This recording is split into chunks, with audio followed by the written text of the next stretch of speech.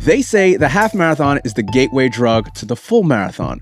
But what if staying at the gateway is actually the smarter move? Look, the half marathon gives you 90% of the benefits to the full marathon training with only 50% of the damage. That's not a stepping stone, that's a straight up hack. Because here is the thing, in running, sometimes less really is more.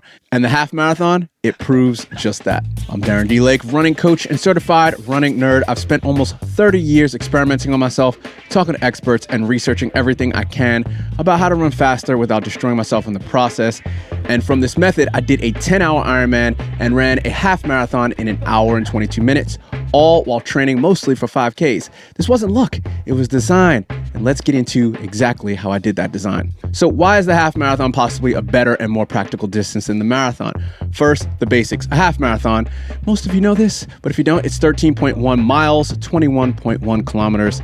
You're using oxygen for fuel most of the time, so that's easy-ish running, with tiny bursts where you dip into the glycogen tank, usually at the end. This matters because it's long enough to test your endurance, but short enough that you don't mess up your body while training to do the actual thing. That's a huge, huge, huge problem with the marathon.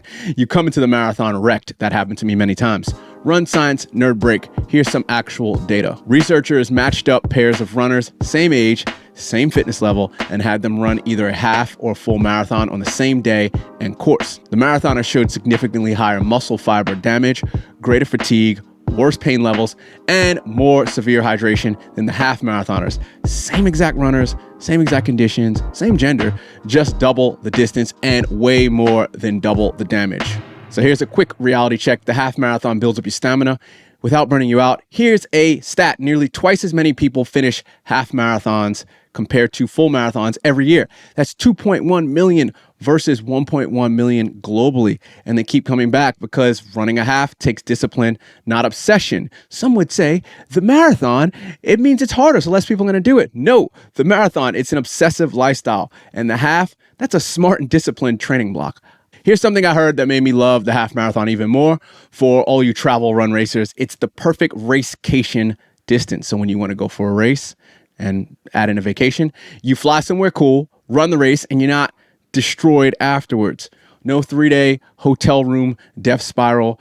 But here's the part no one talks about. The logistics are also way less stressful too. So getting ready for the race, you're not packing like you're prepping for an expedition. No 10, 12, 15 gels and the hydration and the pack and the backup fuel strategy. No, you don't have to think about what if I bonk and hit the wall at mile 20, kilometer 32, 35, and then you have that anxiety spiral at 2 a.m. the night before. No, you don't have any of that. The half marathon, 1 or 2 gels, depending on how long you take, maybe 3. Normal breakfast-ish. You want to make sure it's carbs. You're good the night before. Eat just carbs, maybe the day before. It's simple. Marathon runners are paying premium prices to stress about packing lists and then suffer in a hotel room. Half marathoners, they just finish, get lunch, and go explore the city. They actually paid to travel to visit. I'm just saying. All right, before I move on and get into the specifics of how to train for a half marathon, here's some definitions. So aerobic base equals your cardio engine, cardiovascular engine. Easy runs, 3 to 5 out of 10 effort, slower than marathon pace. Threshold, the effort where you can't talk in full sentences, 6 to 7 out of 10. Between your 10K and half marathon pace for most people. VO2 max, your aerobic ceiling, the upper limit of oxygen burning potential. It's fast, but not all out. Think around your 5K race pace. So 7 to 8 out of 10 effort. So it's kind of hard, not really. Race pace, the speed you'll hold on race day after training properly for it. So you're going all out. Asterisk, because all out in a half marathon is not sprinting the beginning. It's very different than a 5K, etc. So race pace is racing smart and going as hard as you need to. I've got deeper dives on all this stuff linked in the description below if you want to nerd out on all these descriptions, VO2 max, base training, race nutrition, etc.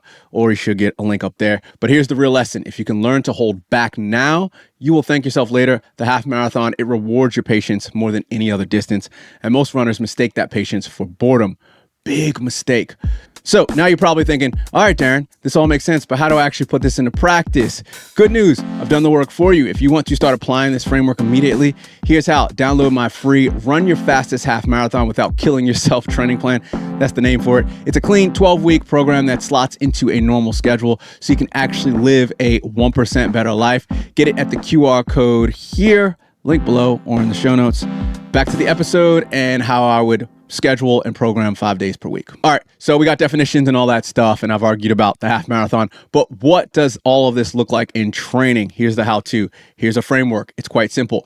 The weekly structure: 2 quality sessions per week, 1 speed or interval workout to improve VO2 max and get some leg turnover going, and 1 threshold workout, which is slower than VO2 max. Again, it's that 6 to 7 out of 10, and that's where you actually get faster for the half marathon properly. All of the runs will get you faster, but that's like very specific, and you can only do a little bit of it, only about 8 to 10% per week. 1 long run, so we're going to add another thing to it. This is where you can rotate between pure aerobic. Also, the weekly structure consists of 1 long run. You rotate between pure aerobic, easy run pace. In this long run, you could do marathon pace, which is faster than easy and slower than half marathon. You can even do progression runs where you start slower and gradually increase your speed, and race pace long efforts. This is where you build endurance. I did a whole deep dive on long runs up here or down below in the video description or in the show notes if you're listening, and everything else throughout the week. So we're programming our week. It's easy zone 1/zone 2 work, form drills, plyo, stride, strength work, etc. That's it. It's super easy. Basics. This is like the foundation, the formula, but you can make it as complex as your little heart desires. Try to keep it simple in the beginning and then add on as you get more advanced. Self-coach runners love to make things more advanced than they need to be. Just show up and be consistent. So what does the week actually look like? Let me paint the actual picture for you. 3 days per week. So this is a 3-day per week runner. I'll do a 4-day per week runner, 5-day per week runner, and 6 to 7. So I'll just go through it really quick. Tuesday, alternate VO2 max workout 1 week with threshold workout the other. So the threshold workout could be 8 by 800 meters at threshold pace, short 1 minute rest, or 20 to 30 minutes at like slower than 10K pace, uncomfortable but controlled. And then Thursday, easy run, 6 miles where you're chatting with a friend or listening to a podcast. Again, this is more of that like easy conversational zone 2 running people like to talk about. And Saturday, long run, maybe 60 minutes to 2 hours in duration, depending on your ability, how fast you run, how experienced you are, where you are in your training calendar. Shorter if you're further away from the race, longer if you're closer to the race. And then at the end of the long run, and then you can have the last 3 to 4 kilometers or 2 to 3 miles.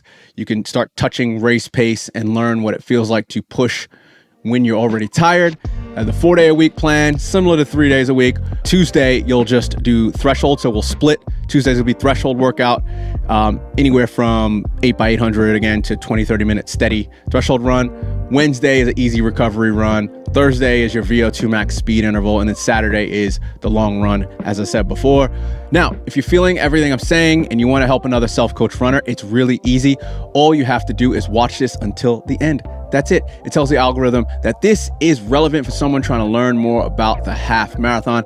And if you got a bit more giving in you, just hit that like button below, subscribe to it if you don't, share a link out to a runner that you know, or comment below if you think the half marathon distance is the best distance or not, and why the marathon is better. I'd love to have that argument. Let's get back into it. Now we're getting into the gritty of it. Depending on when your long run is, this is just a sample. So Monday would be an easy run. And that would be anywhere from, let's say, 3 to 5 miles, or like, what's that, like 5 to 8 kilometers. Time-wise, let's say 30 to 45 minutes, add some strides at the end. Tuesday, threshold workout. Again, you can alternate between cruise intervals, or we could do a tempo run. Wednesday, easy run, 30 to 45 minutes. Thursday, VO2 max speed interval. And so a big asterisk to the Thursday VO2 max speed interval. I'll actually drop that as you get about 6 weeks out from your race, 4 to 6 weeks.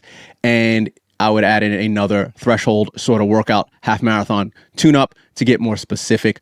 And then Saturday, again, your long run, 60 minutes to 2 hours, depending on your ability. 6 to 7 days per week. This is super advanced pro level territory. You're basically adding more easy zone 1, zone 2 work across the extra days that you have. You can cross train, build aerobic base, etc. volume. Same 2 quality sessions, same long run, just more recovery.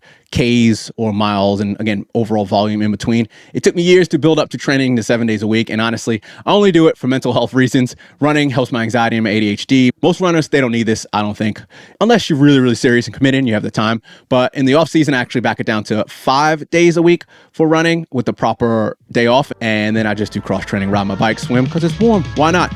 Quick run science nerd break. Here is where the half marathon is different and gets interesting. It's not the same race for everyone. Running it in under 90 minutes, you're riding right at your threshold, that uncomfortable edge where your aerobic system is maxed out and working overtime to clear lactate, especially in the last 25 to 30% of the half marathon. You're not sprinting, but you're definitely not cruising it either. If you're elite and you're running it sub 70 minutes, close to 60 minutes, you are at threshold or even higher. You're redlining.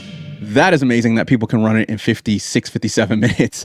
But if you're running it in 2 to 3 hours, most people, which is absolutely fine, that's a different game, a completely different game. You're in pure aerobic mode, fat burning, sustainable, more like a faster, easy, long Sunday run with a bit of pep and a medal at the end, and hopefully some hydration and oranges and bananas. Same distance, different engines. That's why your training has to match your goal pace. It's not just the distance. So how does all of this stack up and compare against the 5K that you've probably been chasing? Because you probably came from 5K, maybe some of you. I did, definitely. I was a huge 5K runner, still trying to get back into it. Here's the difference. The 5K, it's speed. Again, speed for me is running all out, like around a track, 200 meters, that's speed for me. But let's just call 5K speed. It's VO2 max zone, pain tolerance. You're tolerating lactic acid buildup in your blood. You're redlining in the last 30% of the 5K. It is not comfortable. The half, it's discipline, it's durability, it's restraint. You're managing effort for 90 minutes, 2 hours, 2.5 minutes, etc. The lesson that is learned, 5Ks teach you to suffer and the half teaches you to wait. But here's what is cool. The same training principles for both the 5K and the half marathon, they scale up just like startups. VO2 max intervals, threshold work, long runs, and recovery cycles, they all apply to both distances. You're not learning a new sport, you're just adjusting the dial. And I'd say if you're, let's say you want to train for a half marathon, 16 weeks out, 20 weeks out, you actually, the first 12 to 14 weeks are very similar to 5K training, I found. And I've got a whole episode deep dive on how to run a fast 5K, and it is up here or below in the show notes or video description if you want to see how to train for a 5K better, smarter, faster, etc. All right, here is a question for you. What if mastering the half marathon is actually a masterclass in something way bigger than running? I've been attempting to run 1% better every year in the half marathon, and I'm on year 9 of a 10-year experiment, and it's taught me more about patience, consistency, belief, and focus on long-term progress than any other distance. You get so much experience by focusing on something that's only 50% of the full marathon distance. And when I did step up to the full marathon earlier this year, I felt way more prepared and way less worn out than if I had been grinding marathons year after year, multiple marathons in a year. I do not recommend that, by the way. Just want to let you know. Do not do more than 1, 2-ish that are very far apart, 6 to 7 months. Please, please, please, please. The half taught me to zoom out, to stop rushing, to arrive. The truth, the half marathon is the lifetime distance. It's enough challenge to stay motivated, but not so much that it consumes your entire life's existence. You don't need 42 kilometers to prove anything. You need progress that lasts. And some people, they say they can't get excited about a half, that it's not epic enough. But maybe the problem isn't the race. It's your ego looking for a finish line to validate you. We, as a running culture and society, have romanticized the marathon so much that we forget the point of racing in the first place is to grow, not just survive. Patience compounds like interest. The slower you build, the longer you last. And that's the core message of my upcoming book, The 1% Better Runner. And it's what's going to help you stay in the game for decades, not just one training cycle. More on that book soon. So after all this, is the half really just a gateway drug? No, it is the destination for anyone who plans to keep running. The half is a mirror. It shows your balance between ego and effort. And if you haven't already, grab my free Run Your Fastest Half Marathon training plan. You'll get signed up for my 5 minutes or less weekly email newsletter that goes deep on stuff like threshold runs, strides, sharpening your brain so that you can get better. Get it at the QR code here, link below, or in the show notes. but knowing how to train the half marathon is just the first step. Being consistent enough over years to get better slowly without burning out, getting injured, getting sick, etc. That's the next level that you should be striving for. So check out my 1% Better Every Year journey in the half marathon. I did a whole series on that, and you can see how you can apply this method to your own training and live a 1% better life. Get it below in the video description or the show notes. Peace.